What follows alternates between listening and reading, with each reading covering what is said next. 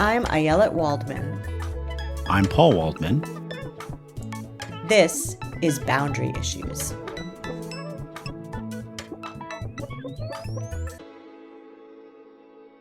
Welcome to Boundary Issues, the podcast where two siblings solve all the world's problems while blaming each other for their own. All right, Ayelet, do you have a question to ask me today? You just want to introduce yourself? Are you going to introduce yourself? I'm Ayelet Waldman, and you're... And I am Paul Waldman. Yes, very good. Yes, I have a question for you, Paul Waldman. What is the last movie you saw? Okay, the last movie I saw in the theaters was Kingdom of the Planet of the Apes. And Was it awesome? Yes, but the thing is, I don't feel like I'm able really to offer any kind of objective analysis when it comes to Planet of the Apes, because it's like written into my DNA that Planet of the Apes is always awesome. I don't care what it is. I mean, I think that the recent movies have actually been really excellent.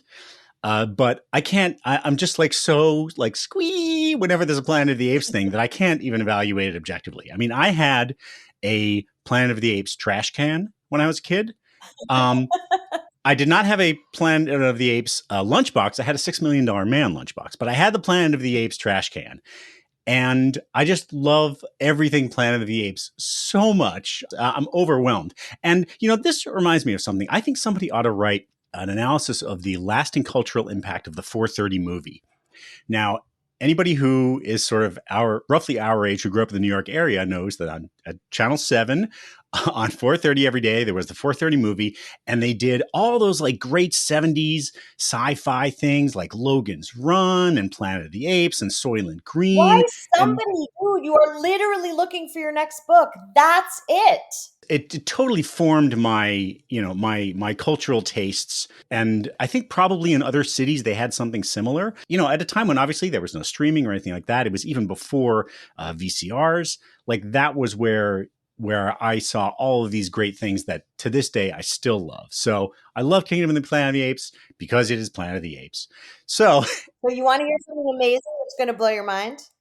So Mark Bombach, who is the writer of the new, not this recent, but the new set of Planet of the Apes movies that were so good, he is producing a movie that I wrote. He actually hired me to write this movie. It's called Dear Child. It's an adaptation of a novel, a German novel. And it looks like, fingers crossed, we are going to be shooting in Slovakia in the fall. Fingers crossed, because anything can happen. Because as you're going to find out today, Hollywood is a fucking clusterfuck of fuck. But that's the current plan. That's great news. And that brings me to my question for you. Speaking of clusterfucks, I know that for a long time now, you and your husband, Michael, have been working on trying to take his Pulitzer Prize winning novel, The Amazing Adventures of Cavalier and Clay, to the screen. Maybe you could tell the listeners about the long and winding road that has gone through and where it is now. Where it is now. Ha! Well, first, Michael tried to write a script. Stephen Daldry was set to direct. The notorious and horrible Scott Rudin was producing for years. Michael worked on that, I think 5. Then we had to wait for 20 years for the rights to get away from Scott Rudin so that we could try to do it. And we decided to do it for television. We sold it on what's called a series order, which means they made a commitment to make it to Showtime and then didn't make it. We wrote 5 scripts. And then we went to Netflix, where we were for 3 years, writing draft after draft after draft through COVID, through the writer's strike, which obviously we weren't working during the writer's strike. And it was the most horrible, heart-wrenching, awful experience. I guess if you asked Netflix, they would say we didn't crack it, although they loved the last draft so much they sent it to Steven Spielberg, who passed. But I mean, they loved it enough to do that. We would say that it was an awful experience that has actually literally made Michael decide he's never working in Hollywood again, ever. He's never going to do it, even though he had so much fun on Star Trek Picard. I am still slogging away in this pathetic attempt to sell my shows. Blech. I'm going to introduce you to someone who's actually successful, though, because it's too depressing to talk about my like cataclysmic Hollywood career. So, my friend Marc Guggenheim is here today. Marc is not just a screenwriter and a TV writer and producer. He's a comic book writer. He's a novelist. So, television series, he has produced everything from Arrow, Eli Stone, Legends of Tomorrow, animated stuff too, Tales of Arcadia. He wrote Green Lantern and Percy Jackson. He has a very long and storied career. He's worked with Guillermo del Toro. He's worked very closely with Greg Berlanti, but then he also writes comic books, everything from Aquaman to The Flash, like actual Spider-Man, right, Mark?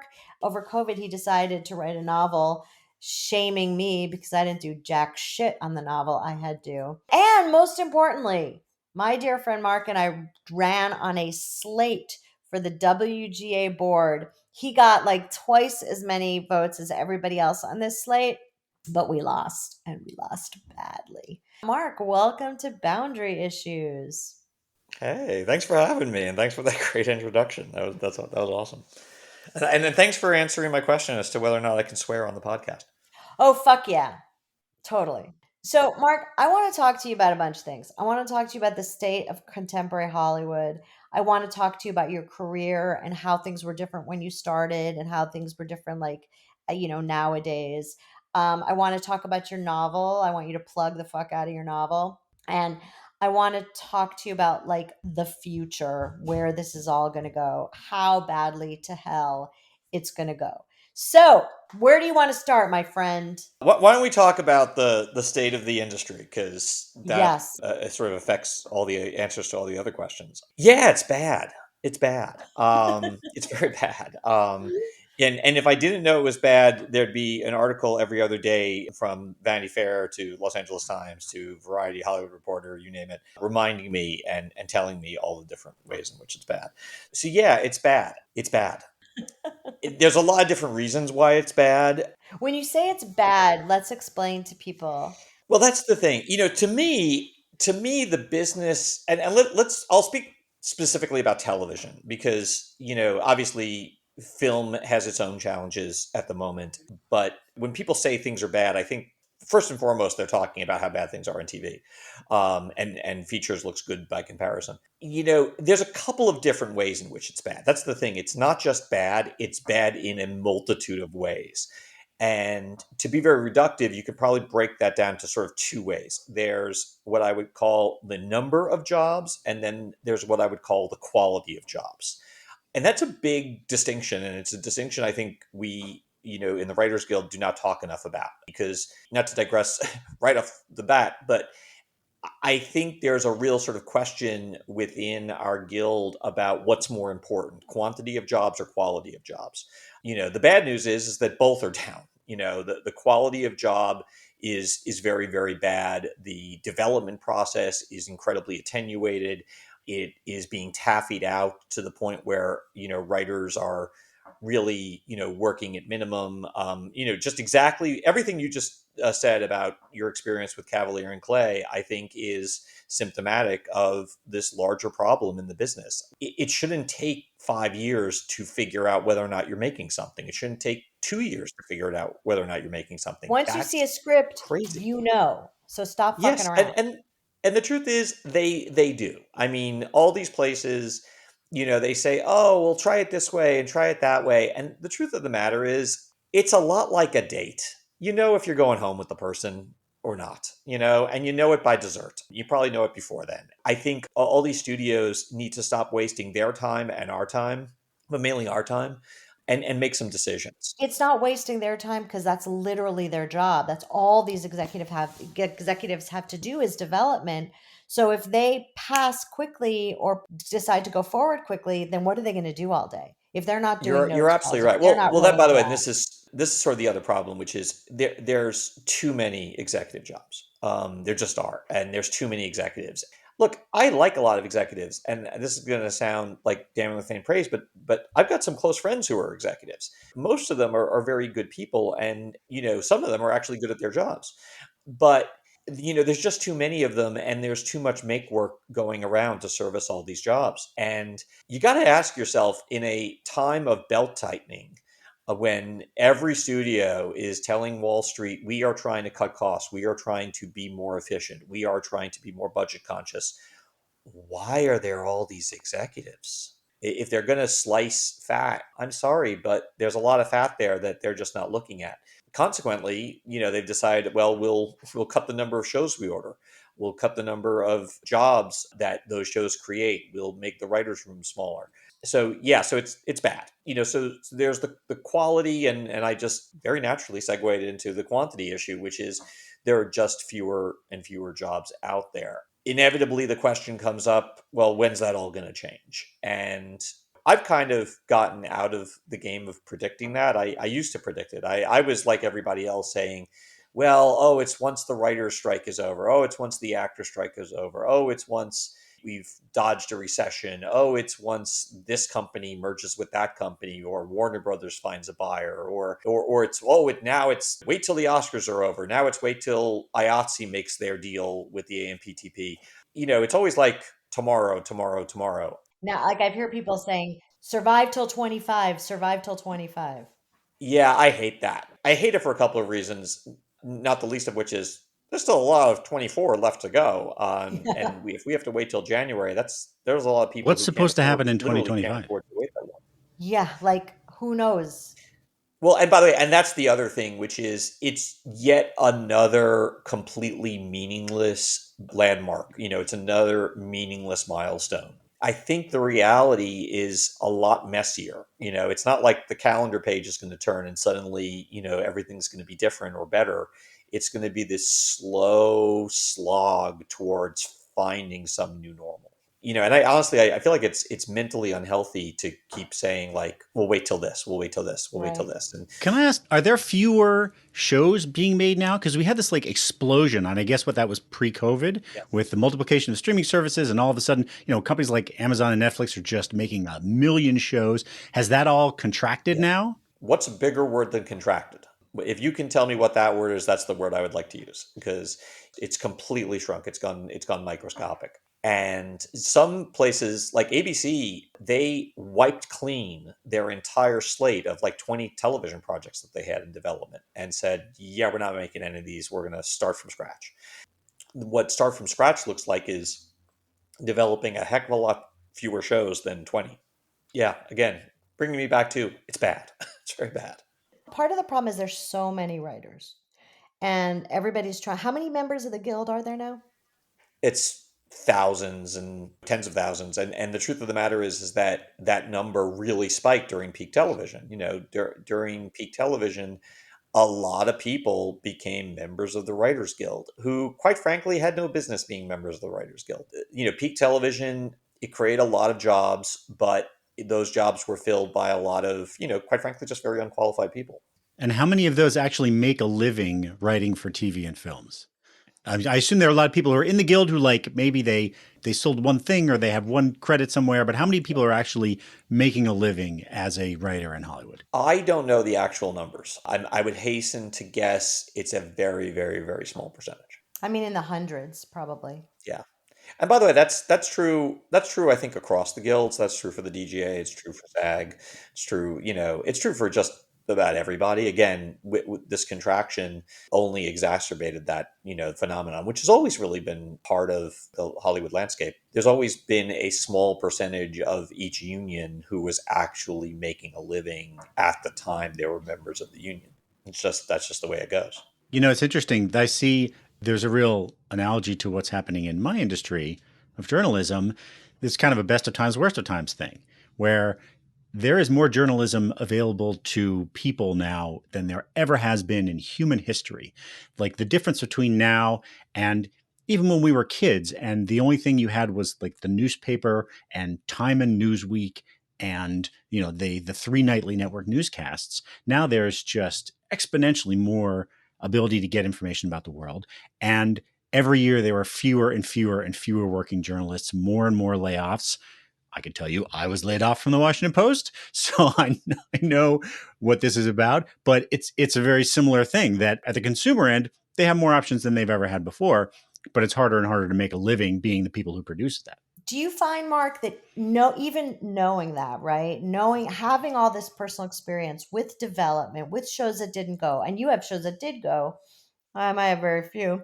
And by very few, I mean one. I still think positively. Like I'm working on a show now at Amazon, developing a. There's another writer I'm supervising. I love him. I love it. I love my execs. I think they're amazing. And part of me is like, this is the one.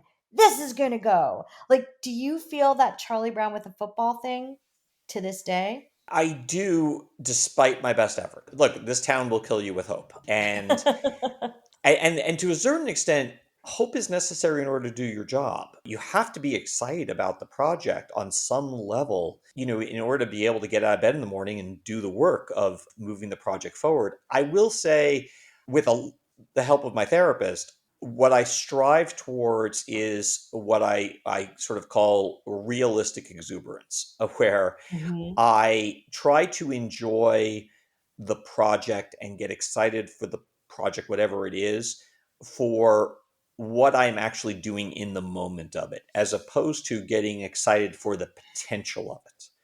Because the truth is, I always describe, honestly, sadly, all this development, it's like buying a lottery ticket. Mhm. And I think there's a certain mindset that you have to have when you buy a lottery ticket. If you're sane and you know anything about math, you don't buy a lottery ticket with the expectation you're going to win. Instead, you buy a lottery ticket for the fun, the fantasy, the brief moment in time where you get to imagine what it's like, but deep down the odds are not in your favor. I get excited about developing the stuff I'm developing, but only to a point. Right. Only to the point where the ceiling is for me reality. The ceiling is odds, and I try to, again, I'm not always successful. I try to enjoy the process more than the potential result. I need to do that. But I have one, my shrink once said to me, don't forebode joy. Because I was like, it's never gonna Yes. happen. But I'm very bad at, I'm like the world's biggest pessimist, but then I always have this like, excitement, this belief. Yeah, that'll kill you. I agree with your therapist about don't forebode joy, but there's two types of joy. There's prospective joy and joy in the present. I try to actually really do my best to keep at bay any threat of prospective joy, because that way lies madness. But instead, try to find joy in the actual moment. Again, this is when my therapy is really working. It's not every Right. day. What is your favorite project that you wrote, your favorite script that you developed that didn't get made? That's tough. I would probably have to say I'm a huge LA Law fan, and back in 2022, I did a reboot of LA Law for ABC that we shot. We cast it, we shot it, and I don't know, it wasn't my favorite project that I ever worked on. It was certainly up there. It absolutely, checked off a major bucket list item for me in terms of, being able to reboot a franchise that I have unbelievable affection for. And it was probably easily the most disappointing moment of my career. That was tough. In a certain extent, every project, they're kind of like my kids. Like every project's my favorite when they're Hmm. being conceived of and being born. Again, they kind of have to be in order, I think, to get it out onto the page or move it onto the starting line. But yeah, LA Law, that was brutal. What about your favorite one that actually did get off the ground that you worked on? Ooh, great question. I still have such wonderful feelings for Eli Stone. That was the first show I co-created. There was something very sort of literally and figuratively magical about the show.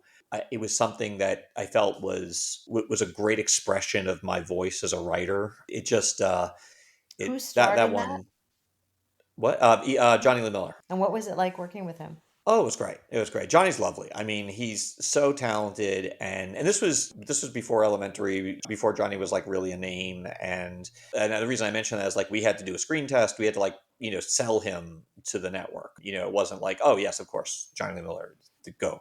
Just getting that one to the finish line, getting that one up and running. That was a huge endeavor. The original pilot came out the pilot came out horribly. It was absolutely terrible. Getting it onto the air, took really Greg Berlanti's magic. He performed literal alchemy in the editing room. Oh, really? It wasn't that you reshot the pilot, it was that he re-edited it? Yes, I mean we did end up doing reshoots once we got picked up to series, but the only way we even got there is because Greg literally performed magic in the editing room.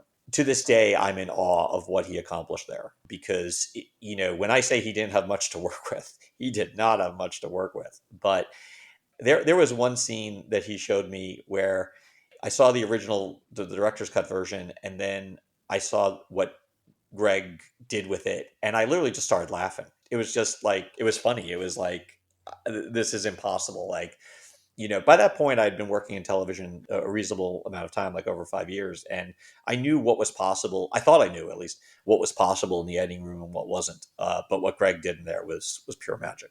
That actually brings up a question I've often wondered about. I'm sure you've had this experience. You watch a movie or maybe a TV episode, and it's so terrible. And you think, when they were making this, did they realize what a clunker it was? Or did they think, oh, well, this is pretty good, and then it turned out to be terrible?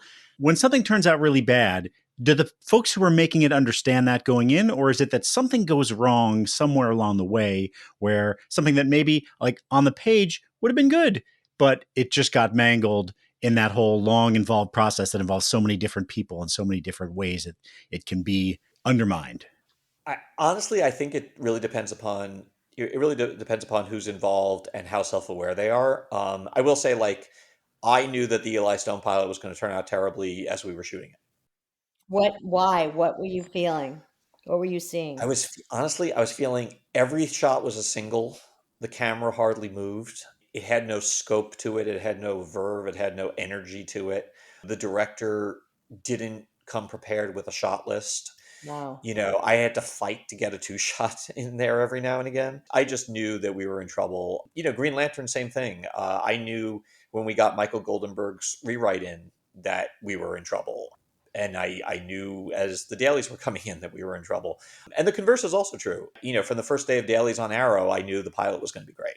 And I also knew it, pretty much in the prep stage. I think if you're paying attention and you're self-aware and you resist the temptation to convince yourself that things are better than they are, and that's a strong temptation, right? Denial is not just a river in Egypt. But if you resist those things, you can usually tell how things are going. It's not like you get into the editing room and you suddenly discover, oh my God, this thing that I thought was horrible is really great, or this thing that I thought was great is really horrible. You can tell. That sort of makes me wonder, and I think most people don't really understand this. What do you make of this phenomenon that we've seen lately, or certainly like at the beginning of this massive contraction of cancellation of projects that are complete, in the can, done, ready to air? Well, it's funny. I'll give you an example, not from my life. There was an animated movie called Cloudy with the Chance of Meatballs. Hmm. And this was an animated film based on a children's book. And reportedly, the head of the studio called up his accountants and is like, I hate this movie so much. How much would it cost me not to release it? Not like, hey, I'm going to get a tax write off, like with Batgirl, but like, I hate this thing so much that I don't want it to see the light of day. And the accountants were like, well, you would really take a massive hit. Like, I mean, you basically have to release it. And so the studio released it against the studio head's better judgment. And it was this massive, massive, massive hit. I think a lot of times these places, sometimes they're killing things for the tax write-off, like we heard with Batgirl. Other times they're killing things that are actually good, but they think they're bad. I will say this. I think it is just a bad way to handle talent. If I'm a filmmaker, why would I make a movie at Warner Brothers? If I know that I could finish the entire film and they on a whim could decide not to release it, I'm not interested in making a movie at Warner Brothers.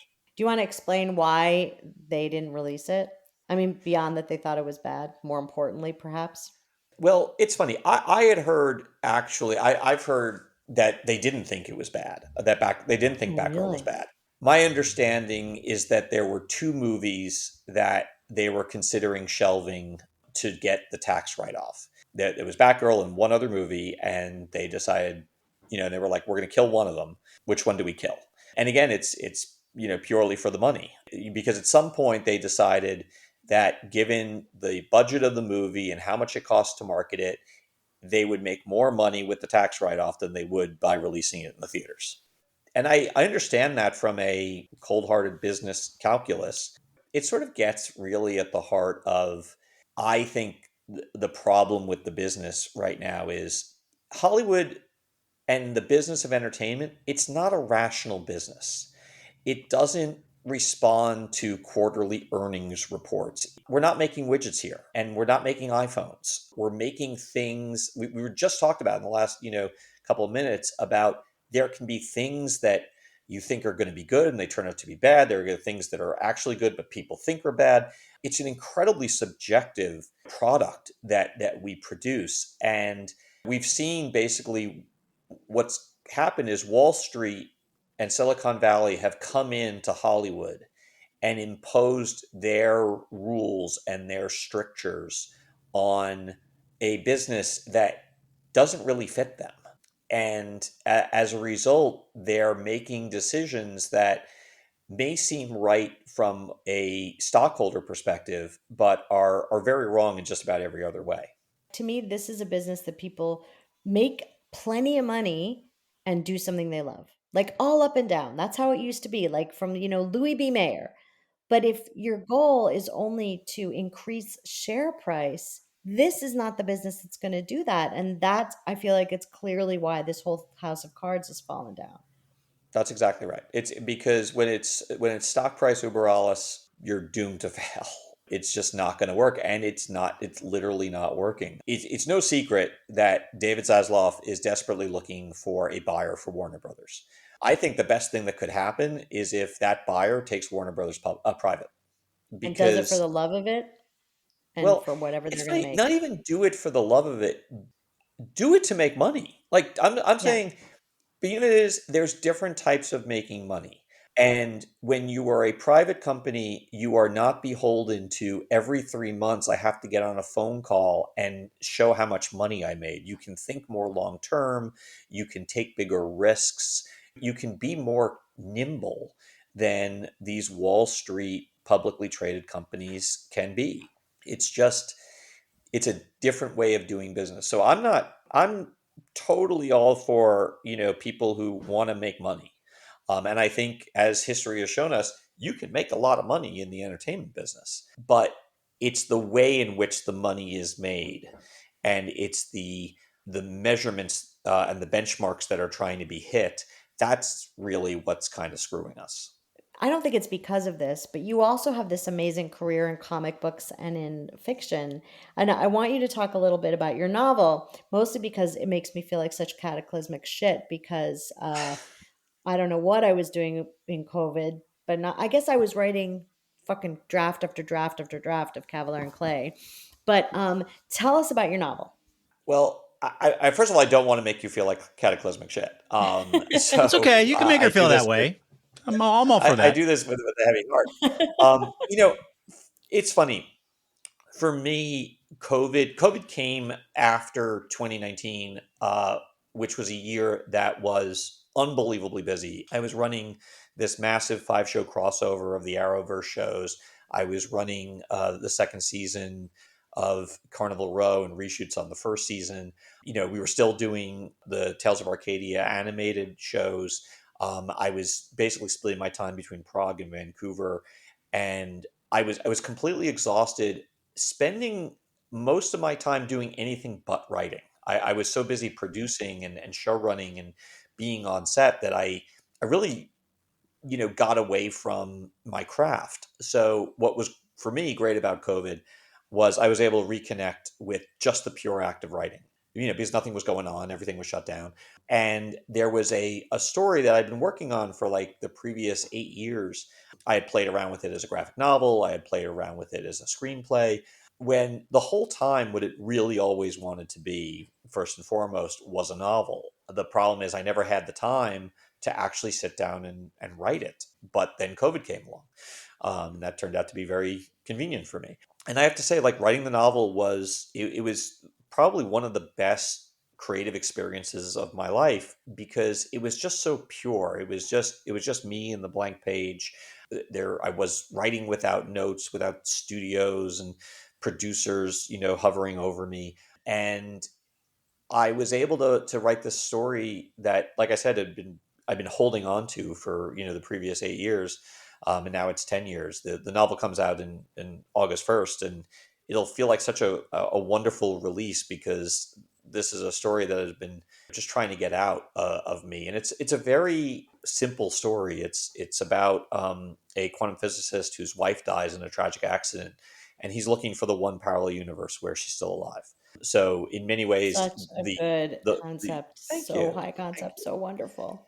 It's really an exegesis on, is it possible to love someone too much? It's my second novel. My first one, I can't really tell you the first one's great. Like, I don't think I was a good enough writer to pull off the concept. I think the concept's strong, but the execution was very weak. But here, I'm actually proud of this one, and that pride doesn't come easily to me. I love it. I think it's a beautiful novel, Thank and you. what I love about it is that it's so unexpected because it is really high concept, but it's actually a love story. And that is what makes it so special. But unlike my brother who will plug the title of his book at every opportunity, White Rural Rage by Paul Waldman and Tom Scheller, you have not told us the title of your book, which is going to make it No, I impossible have for not. people to find it and buy it. Tell us the title of your book. It is called In Any Lifetime, In and it comes any out August 1st. lifetime, available at your local bookstore, on Amazon, anywhere you want, August Yep. 1st. And you know what's really important for writers, I have to say, is pre-orders.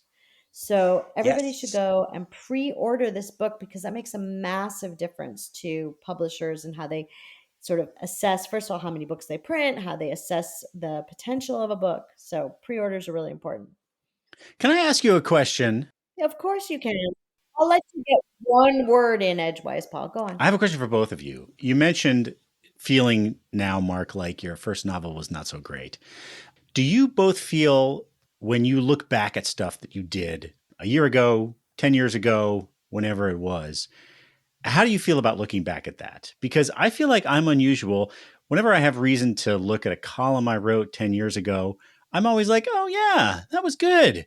I Oh my like gosh, reading you're my own so stuff. And I don't know. arrogant. Is it just narcissism? Am I the only one who does You, that? yes, Like, yes, it's just narcissism. Nobody reads their own stuff. Do you read your own stuff, Mark? To Paul's question, I just had the weirdest experience. So writer Ben Blacker has this project program, which whatever you want to call it, called retrospects, where he takes spec screenplays that professional writers wrote to break into the business, and he has a cast of actors basically read it aloud. And just for the uninitiated, a spec is back in the day. This is no longer done. But back in the day, if you wanted to break into television, you wrote a sample Sopranos. You wrote a sample Sex and the City. So I wrote a sample West Wing, and then this was what got me my first job. And I wrote it 24 years ago, and I didn't look at it since. I didn't even like pre-read it before I agreed to let Ben, sort of put it on its feet, as it were. And I had the expectation of being like, oh God, this is going to be the worst thing ever. And the exact opposite happened. It was actually so good that I was like, I don't think I'm that good anymore. So I guess, Those which are is the a long pure way of, days of before this saying business sucked the marrow from your a bones. little bit. I mean, honestly, a little bit. I mean, look, I was certainly drafting off of Aaron Sorkin's voice, so that helps enormously. But I really, in that moment, I was like, oh, maybe I'm not as good as I used to be. I guess that's a long way of saying there's so many more ways I can think of to criticize myself than just, oh, this is bad. This is bad 10 years ago. I'm always, like everyone else. I think writers are their, except for you, Paul, apparently, writers are their own worst critic. I a long time ago just sort of made my peace with the fact that I don't write for myself.